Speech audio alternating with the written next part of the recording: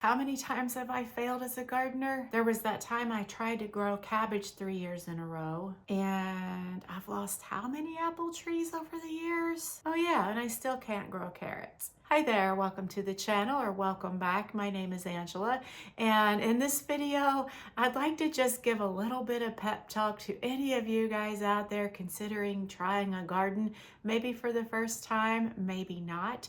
You might have some concerns. You might be thinking about all the failures that you've had in the past. Consider this your pep talk.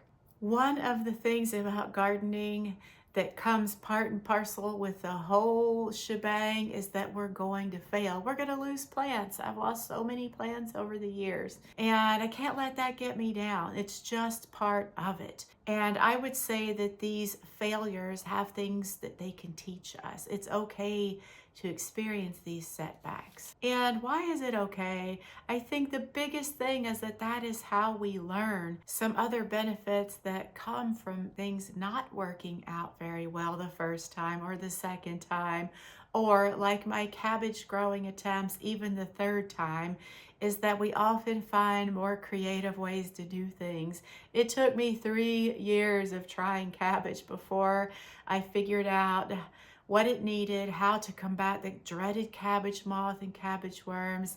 And I can't tell you how happy I was when I grew my very first head of cabbage. It made me feel like so good inside. It was such an accomplishment. And over something so simple, such as growing cabbage, but I learned along the way. I learned better ways of doing things, more creative ways of doing things. And the other benefit that came along with that, like I mentioned, is that confidence, that happy feeling of we did it. We did this thing. It is worth noting that there are some better ways to fail, if that makes sense. For instance, if we're going to have a setback or a failure, let's go ahead and just get that out of the way as soon as possible. And let's learn from it. Don't give up. Just keep trying, research, learn, make new gardening friends. You'd be amazed at how much we can help each other learn. There is no book, class, or course, I don't think, that could teach me as much as someone who has been a gardener, a farmer, a grower for decades and decades, especially if they also happen to be growing in the same area, the same weather conditions, the same soil conditions. So much to be learned. Good friendships can develop out of that too. So if we're going to fail, it's important that we do it early. We fail fast, fail forward, and learn from the process. And I'm wondering, why do we even still call it failure? They're just learning. They're steps in the process of learning. That's how I think of it.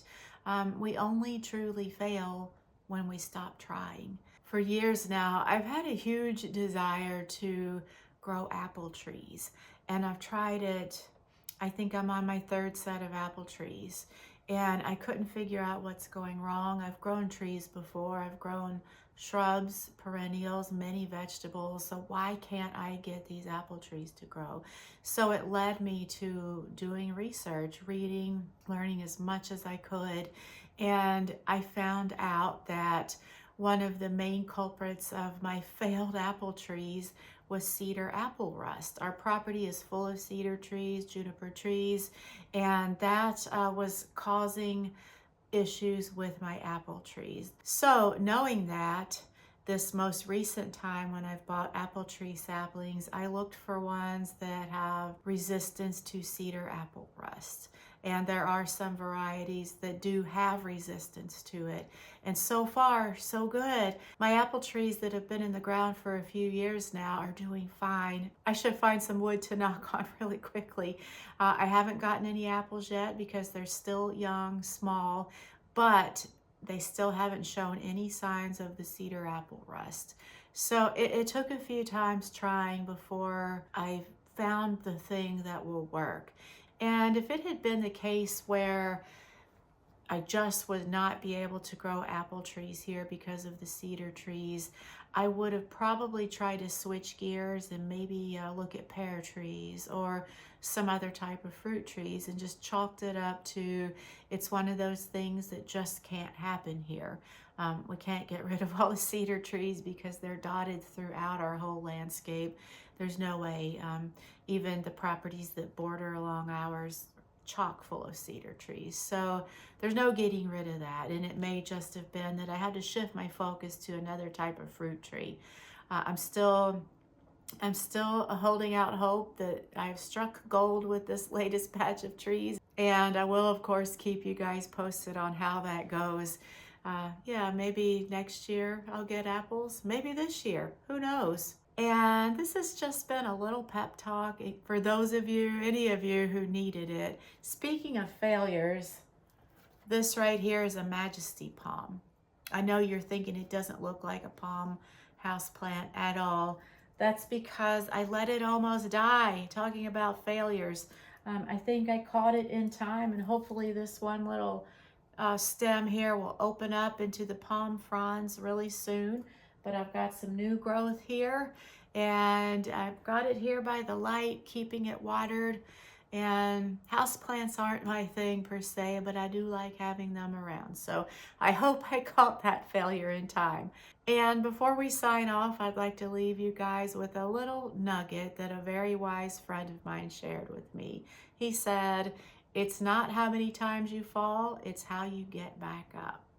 And on that note, I'd love to hear about a time when you overcame a challenge, gardening or otherwise. Drop it in the comments. Seed starting time is upon us. I will be starting some seeds later this week. I'm going to share that with you guys. So I hope you'll tune back in for that. And until next time, thanks so much for watching.